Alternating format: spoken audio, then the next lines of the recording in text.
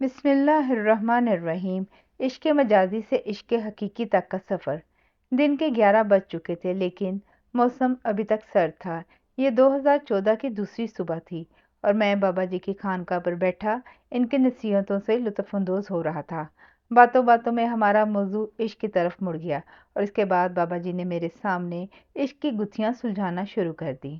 میں مذہب عشق کا سخت کافر تھا لیکن اس دن کے بعد مجھے احساس ہوا عشق کے بغیر زندگی ادھوری ہے اور جس شخص نے ابھی تک عشق کی گنگا میں ہاتھ نہیں دھوئے اس کی شخصیت ابھی تک نامکمل اور ادھوری ہے۔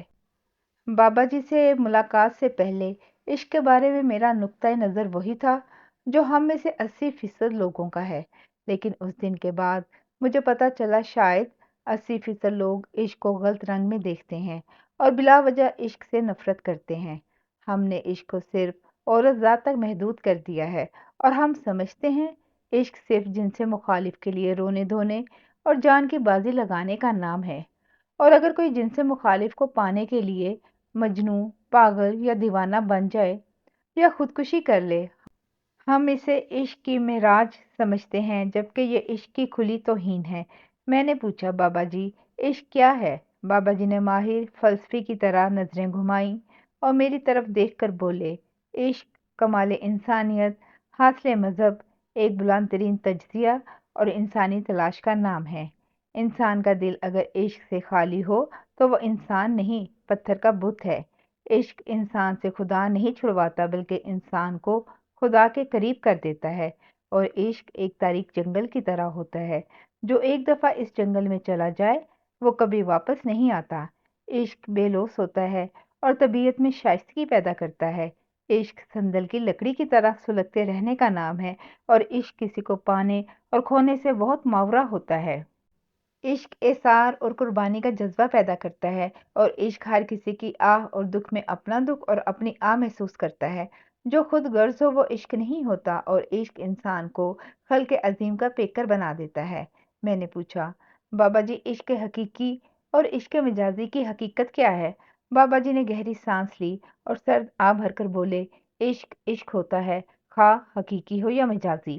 یہ خوش نصیبوں کا ہوتا ہے، اور اگر کوئی سمجھنے والا ہو تو عشق اللہ کی بہت بڑی توفیق ہوتی ہے، گناہ نہیں۔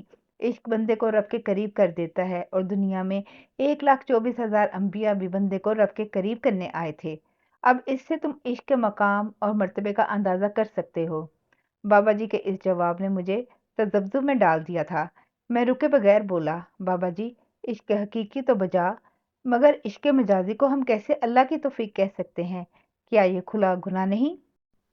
بابا جی نے ناصحانہ انداز میں بولنا شروع کیا، عشق مجازی عشق حقیقی کی منزل آسان کر دیتا ہے اور عشق مجازی کے دریا میں بہنے والا نافرمان کبھی نہ کبھی عشق حقیقی کے سمندر میں اتر جاتا ہے اور پھر اس کے اور رب کے درمیان صرف ایک باریک سا پردہ حائل ہوتا ہے۔ وہ پہلی ہی جست میں عشق حقیقی کے اس مقام تک پہنچ جاتا ہے جہاں صوفیہ 20 سالوں کی محنت، ریاضت اور مشقت کے بعد پہنچتے ہیں۔ مجھے بات پوری طرح سمجھ نہیں آئی تھی۔ میں نے بابا جی سے وضاحت چاہی۔ انہوں نے اپنے 2 مریدوں کی طرف اشارہ کیا اور بولے، یہ پہلا مرید 10 سال سے میری خدمت میں ہے لیکن یہ ابھی تک تصوف کی دوسری سیڑھی پر کھڑا ہے، لیکن جو دوسرا مرید ہے اس کو اس خانقاہ میں آئے ہوئے صرف 6 ماہ ہوئے ہیں، لیکن اسے میں نے اپنی خلافت عطا کر دی ہے۔ 10 سال اور 6 ماہ میں زمین و آسمان کا فرق تھا۔ میرے چہرے پر حیرت کے آثار دیکھ کر بابا جی خود ہی گویا ہوئے۔ اس دوسرے مرید کی کہانی بڑی عجیب ہے۔ یہ آج سے 10 سال پہلے لاہور گیا اور وہاں لیکچرار کی نوکری شروع کر دی۔ نوکری کے دوران ہی اسے عشق ہو گیا اور دونوں نے اکٹھے جینے مرنے کی قسمیں کھا لیں۔ کچھ وقت تک سب ٹھیک چلتا رہا لیکن 2 سال بعد کہانی 180 زاویے الٹ چلنا شروع ہو گئی۔ محبوب نے پیچھے ہٹنا شروع کر دیا، لیکن اس کے لیے یہ بات ناقابل برداشت تھی۔ اس نے لاکھ منانے کی کوشش کی مگر نتیجہ خاک نکلا۔ یہ کئی دن بھوکا پیاسا رہتا لیکن محبوب کو ترس نہ آیا۔ ایک دن سخت سردی کی رات تھی، یہ گھر سے نکلا اور محبوب کی تلاش میں آہیں بھرنے لگا۔ اس کا محبوب لاہور کے ایک نامور ہسپتال میں ڈاکٹر تھا۔ رات کا وقت، دسمبر کی سردی اور یہ سوائے تن کے کپڑوں کے ہر چیز سے خالی۔ پوچھ گچھ کرتا ہسپتال پہنچ گیا۔ महबूब पर नज़र पड़ते ही बच्चों की तरह रोने लगा कि मुझे बस यही चाहिए। पूरे वार्ड में खलबली मच गई। इर्द गिर्द से लोग इकट्ठे हो गए, लेकिन महबूब को फिर भी तरस न आया और उसने सुनी अनसुनी कर दी। ये गश खाकर गिर पड़ा। सुबह होश आया तो उसी अस्पताल की इमरजेंसी में दाखिल था। इसके साथ वाले बेड पर मेरे किसी मुरीद का कोई रिश्तेदार था। उसने उसे मेरा एड्रेस दे दिया। ये अस्पताल से सीधा मेरे पास चला आया। मैंने उसे खानकाह में रहने की इजाज़त दे दी। पहले ये 1 हफ्ता परेशान रहा, लेकिन फिर इस पर खानकाह का रंग जमना शुरू हो गया। 2 हफ्ते बाद ये मेरे पास आया और कहने लगा, मुझे यहाँ अजीब सी खुशी महसूस होने लगी है। जब मैं नमाज पढ़ता हूँ तो मुझे यूँ लगता है जैसे मैं अल्लाह से बातें कर रहा हूँ, और जब जिक्र की महफिल होती है तो जो हाल इस पर तारी होता है वो अब तक बड़ों बड़ों को हासिल नहीं हुआ। लेकिन बाबा जी, आपने एक औरत के आशिक को इतनी जल्दी खिलाफत कैसे दे दी? बाबा जी हंसते हुए बोले, यही वो नुक्ता है जो मैं तुम्हें समझाना चाहता हूँ। मैंने पहले 2 माह में इसके जहन से इस औरत को निकाल कर अल्लाह को बिठा दिया। मैंने इसकी सारी तवज्जो इस औरत से हटाकर अल्लाह की तरफ मोड़ दी, और फिर उस दिन के बाद इसकी किस्मत बदलना शुरू हो गई। इश्क मजाजी ने उसे रोना धोना, महबूब से बातें करना, महबूब को मनाना और कभी महबूब को मनाते हुए खुद रूठ जाना, ये सब सिखा दिया था। ये इश्क के इसरार और रुमूज़ को जानता था, और ये जानता था कि इश्क में माशूक की रज़ा के लिए सब कुछ छोड़ना पड़ता है। उस दिन से उसने गुनाहों से तौबा की, अल्लाह से लू लगाई और खानकाह में डेरे डालकर बैठ गया। ये रातों को उठ उठ कर उसके सामने रोता और उसे मनाता, और अब ये इस तरह महबूब से राज़ो नियाज़ करता है कि मुझे भी उस पर रश्क आने लगता है। 2 हफ्ते पहले मैं तहज्जुद के लिए उठा, देखा ये जायनमाज़ से बैठा दुआ मांग रहा था। मैंने गौर से सुना तो कह रहा था, या अल्लाह, तुझे मूसा और चरवाहे का किस्सा तो याद है ना? मूसा के दौर का वो चरवाहा जो तुझसे बहुत प्यार करता था, और एक दफ़ा वो आपसे दुआ मांगते हुए कह रहा था, ऐ अल्लाह, काश तू मेरे पास होता, मैं तेरे बालों में तेल लगाता, तुझे कंघी करता, तेरे पाँव धोता।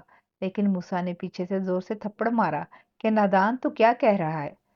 तो या अल्लाह, तूने फौरन जिब्राइल को भेज दिया था कि मूसा, तुमने उसे क्यों मारा? ये मुझसे प्यार की बातें कर रहा था, ये मुझसे लाड कर रहा था, मुझसे मांग रहा था, तुमने उसे क्यों मारा? ऐ अल्लाह, मैं भी इस चरवाहे की तरह आपसे प्यार करता हूँ और आपका होना चाहता हूँ। इसके बाद मुझ में मजीद सुनने की सख्त न थी, और मैं नम आंखों के साथ अपने हुजरे में चला गया। बाबा जी के चेहरे पर थकावट के आसार जाहिर हो रहे थे। मैंने दूसरे मुरीद के मुतल्लिक पूछा, जो पिछले 10 सालों से तसव्वुफ के दूसरे जीने पर खड़ा था।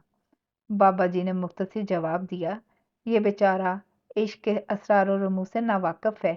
उसका दिल इश्क जैसे लतीफ़ जज्बात से खाली है। उसे महबूब के लिए रोना और उसे मनाना भी नहीं आता। उसकी दुआएं बेअसर हैं, उसे मांगना भी नहीं आता। ये महबूब के लिए बेचैन होना भी नहीं जानता, और ये महबूब को पाने और मनाने के लिए कोई हीले बहाने भी नहीं करता। ये इबादत तो करता है, नमाज़ें तो पढ़ता है, रोज़े तो रखता है, नफ़ल तो पढ़ता है, तस्बीहात भी करता है, लेकिन उसकी ये सारी इबादत खुश्क होती है। इसमें इश्क का तड़का नहीं होता, और यही वजह है ये अभी तक तसव्वुफ़ की दूसरी सीढ़ी पर खड़ा है। नमाज का वक्त हो चुका था। मैंने मज़ीद गुफ्तगू मुनासिब न समझी। बाबा जी उठे, सलाम के लिए हाथ आगे बढ़ाया, चुपके से अपने हुजरे की जानिब चल दिए, और मैं जनवरी की मीठी धूप में बैठा इश्क को समझने की कोशिश करता रहा। इश्क मजाजी से इश्क हकीकी तक का सफ़र। जज़ाकल्लाह खैर।